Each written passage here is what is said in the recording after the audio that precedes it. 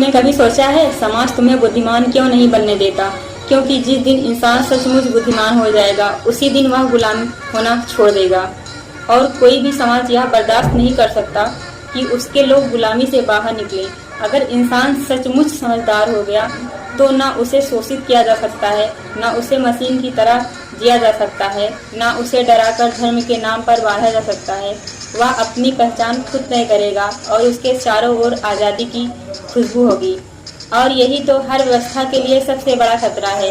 किसी ने सही कहा है, लोगों को इतना धार्मिक बना दो कि वे अपनी गरीबी को अपनी किस्मत मान लें। इतना धार्मिक बना दो कि अपने ऊपर होने वाले जुल्म को वह परीक्षा समझ लें।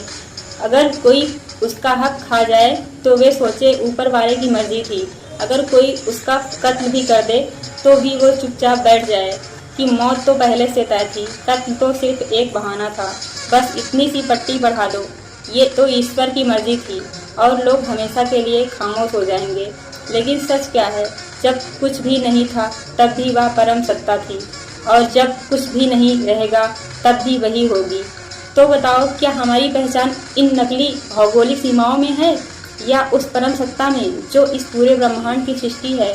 असल सवाल तो यही है, मैं कौन हूँ? क्या मैं यह बदलता हुआ शरीर हूँ? नहीं, क्योंकि शरीर तो सिर्फ दृश्य है, और तो मैं तो दर्शक हूँ।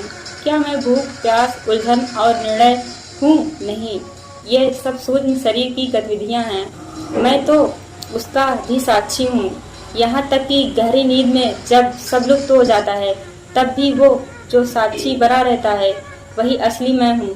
और जिस दिन इंसान यह अनुभव कर लेता है वह समझ जाता है कि उसका असली स्व कभी बदलने वाला नहीं है। स्वामी विवेकानंद ने कहा था, शांति ही जीवन है और दुर्बलता ही मृत्यु। व्यायाम मुझे हमेशा आनंद देता है क्योंकि मजबूत शरीर ही स्वतंत्र आत्मा का आधार है। पर यह दुनिया हमें मजबूत नहीं बनाना चाहती, यह हमें नियमों में बांधना चाहती है। सरकारें कहती है यह नियम जनता की इच्छा है, पर सच तो यह है कि हम आदमी को बेड़ियों में बांध दिया गया। बिना पासपोर्ट इंसान एक कदम भी नहीं चल सकता। आज़ादी का दावा करने वाली राजनीति भी असल में एक जेल है। क्या यह विडंबना नहीं है कि जानवरों को पासपोर्ट की जरूरत नहीं पर इंसान को है? क्या यही आज़ादी है? क्या यही सभ्यता है? इस तेज रफ्तार वाले दौर में भी इंसान दीवारों और सीमाओं में कैद है, और यह कैद सिर्फ जीवन की नहीं है, यह कैद उसके दिमाग की है, उसके डर की है, उसके अंधविश्वास की है। सवाल यह नहीं है कि हमें किस धर्म में रहना चाहिए, सवाल यह है कि क्या हम अपनी बुद्धि से जी रहे हैं या भीड़ की तरीके। सवाल यह नहीं है कि हमें कौन से कानून मानने चाहिए, सवाल यह है कि क्या हम चुपचाप आज़ाद हैं। क्योंकि अगर हम सोचते नहीं, सवाल नहीं करते तो हम सिर्फ जीवित शरीर हैं पर जीवित आत्माएं नहीं।